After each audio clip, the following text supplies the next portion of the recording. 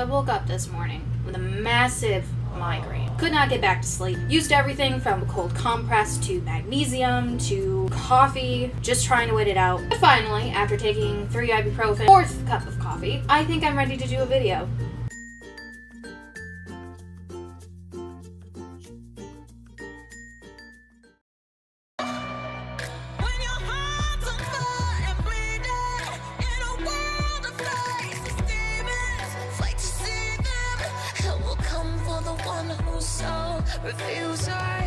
This is only the beginning of my true resurrection.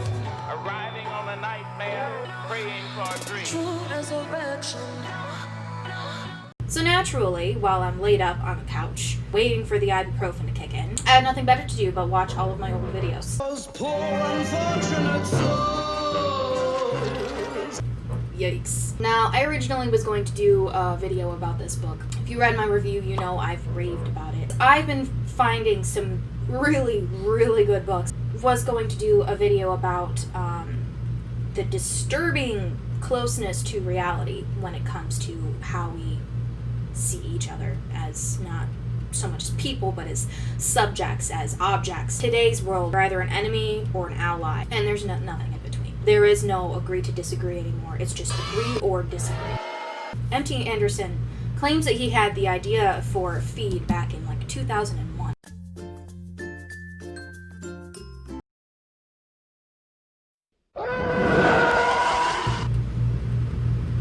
Yeah, he started writing it in 2001. Long before we had social media, before even I think YouTube was a thing. It is disturbing how much it can relate to people today's world. The idea that he pitched was similar to Aldous Huxley's Brave New World, that we have become so lazy and so self-indulgent. We're no longer considering people as people, and we're even afraid to tap into our own emotions, let alone somebody else's emotions, and empathize with another person. This is made clear by the plotline that later develops. I thought plot was going to develop in the there's a rebellion, and then they're going to find out what the rebellion is all about, and they're going to join the rebellion because they find out that their government is evil.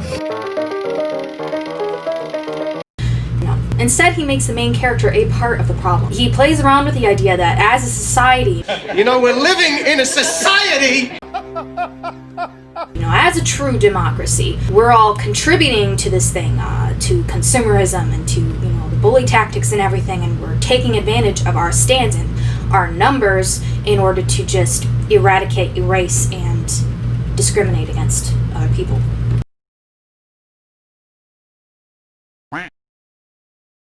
Whether it's for opinions, whether it's for a just cause, such as racism, or some things have been brought to light. The building is collapsing. The building just exploded. Oh my God! There are a lot of people that, en masse, they take advantage of it and it becomes a power complex.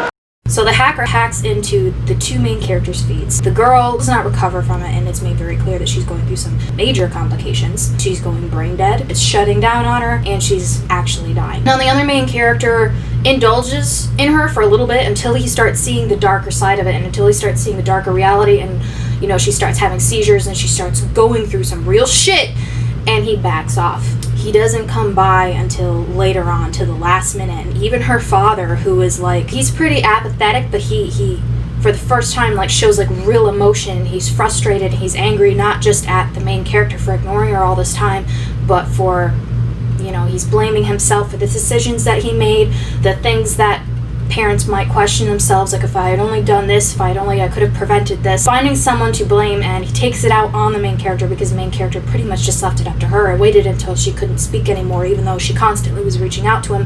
He blocked her, he shut off his messages, he shut off his feed against her. He didn't want anything to do with her until it was too late. It's just a little too late.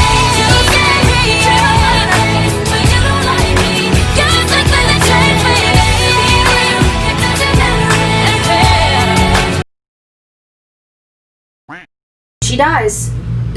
She does die, and it leaves you with that, not just how we push off our feelings for one another and trying to make each other out to be almost machines and excuse our lack of empathy and sympathy for the sake of our own ego, comfort, and our own vanity, but it also brings up some excellent points when it comes to self-gratification and immediate gratification. It brings up some excellent points when it comes to consumerism and our short attention spans and how we just keep taking in and taking in and taking in, and slowly, bit by bit, it is erasing what it means to be human, what it means to feel, what it means to remember that people are going to be people and that they're going to make mistakes. I guess I got this idea for the video because, like, on TikTok all over the place, I'm seeing TikToks being made constantly about, you know, manifestation, talking about August 27th, something to do with astrology. It's a meme, you dip. Giving people the idea that if you really, really, really wish for it hard enough, it'll come true.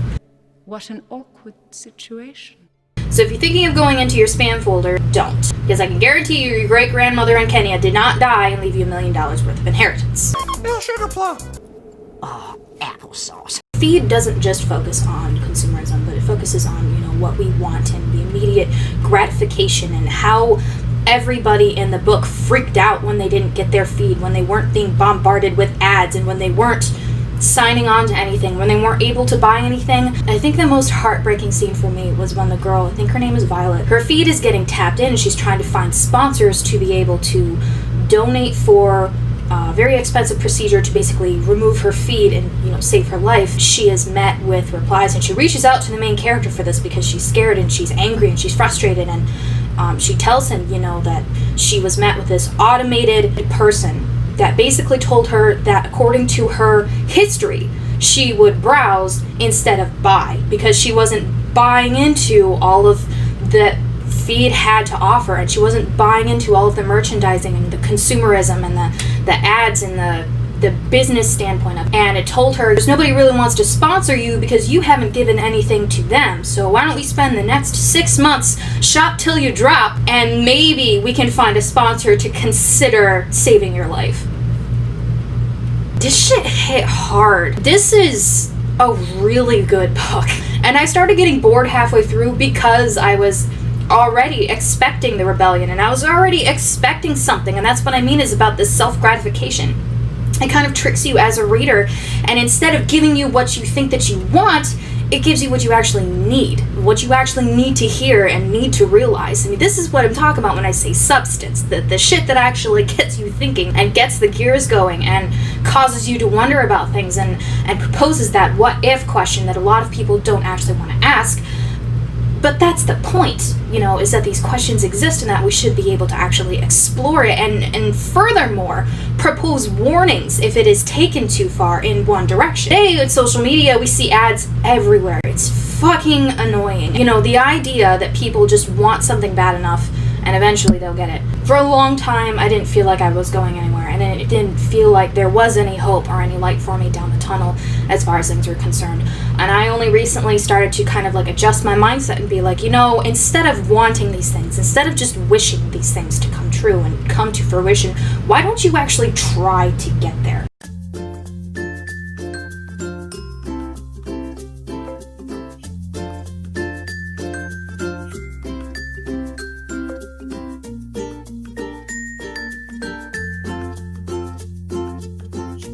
A lot of things that people on AuthorTube I've noticed will tell you is that, you know, you need to keep knocking on the right doors when it comes to agents.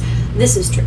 There are a lot of agents, and even when I was querying agents, they were advising me to continue to inquire within their agency because they thought somebody else might be more interested in my book than they were. So sometimes it is just knocking on the right doors. A lot of times when it comes to jobs, when it comes to work. Now, the mistake that is made is that immediate gratification of knowing that you have that safety net. You all of a sudden are not on your own when it comes to traditional publishing. You have an agent who's going to help pitch you to a publisher, who's going to help you with marketing, and we kind of lie to ourselves and tell ourselves that it's going to be easier going down this path when in reality, There's no easy way out. There's no shortcut home. a lot of the articles I was reading about mid-list writers was kind of heartbreaking because a lot of them were talking about how their agents would just push them and try to encourage them and try to just be like, you just need one book. The last one kind of flopped, but you just need one more, just one more. Give me all you got. And they felt like they were never going anywhere. They felt like they were treading water. They do it because they love it, but they're constantly worried about the money. They're constantly having to worry about the next contract and about whether or not their publisher is just going to drop them and if they're going to be blacklisted and not bought out by anybody. These are the very hard truths that are kind of shied away when it comes to the book community. It's a very, very difficult time to be a writer when we have so much to choose from. And the good news is, without the gatekeeping, pretty much anything can be published. But that's also the bad news in a way, in that anything can be published means that there's a lot more to go off out there, and readers are going to have to dig deeper and actually work harder to find the types of books that they want to read. And I recently decided to self-publish my book because of creative freedoms and because I didn't want to feel held back. I didn't want to feel like I had to pander to a certain audience, to a publisher, to promote the ideas that I didn't seem to find enjoyment in. And there are a lot of other things that I want to actually get out there for people to decide whether they want to like it or not. Whether I become a big-time writer or not is not the point, but it's not easy. And I have to accept, as I've had to accept on YouTube, and I now have to be patient and learn to be patient and learn that immediate gratification does not come off the bat. Sure, I could play with trends. Sure, I could play with the tags and I could, screw with the algorithm all I wanted, but everybody is already doing that. And I have to be okay with just putting in the work for now to get to where I want to be in 2, 3, maybe 20 years. I think we do need to realize that it takes a lot of time and it takes a lot of work to be able to get where you want to be. You can't just wish for something to happen and it just happened. Sometimes you can get lucky. Wishing for it is fine. Hoping that it happens and trying to be positive that'll happen, there's nothing wrong with that.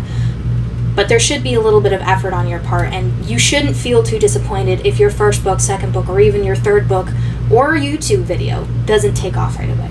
Just being a needle in the haystack also raises awareness how thin and how narrow the road is for my own book to be able to make it in the book world, which is, let's face it, a lot bigger when you're comparing books to YouTube videos.